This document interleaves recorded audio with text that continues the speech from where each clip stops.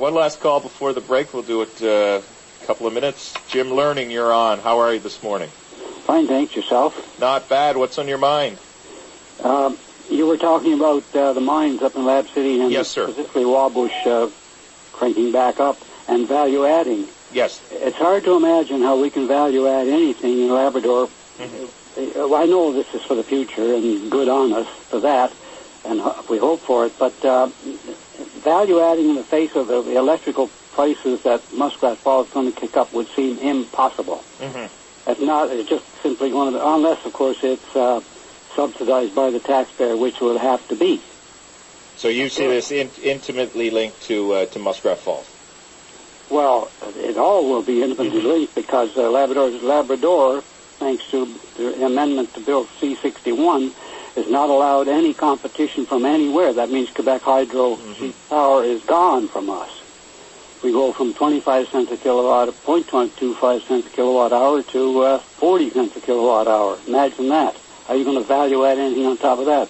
Well, businesses will be wiped out here in town. Well, with the prices you're quoting, you're absolutely right. It's hard to do that. Is there also a bigger issue, though, there, Jim, too, in that overall productivity costs, transportation costs, and the like all factor in when you extract ore or whatever it may be from Labrador, that geography remains against us and you can take it elsewhere and get it done more effectively, too?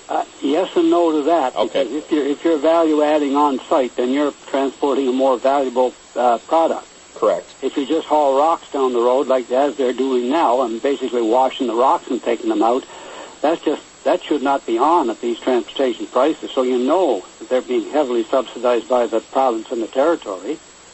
One last question for you before we go to a break, because this is the debate I hear often. You're obviously very well versed in it, and you've been very vocal in providing your perspective on Muskrat Falls. And what do you think is more valuable in the long term, given the labor challenges we have in Newfoundland and Labrador, and specifically, I mean, not having enough people?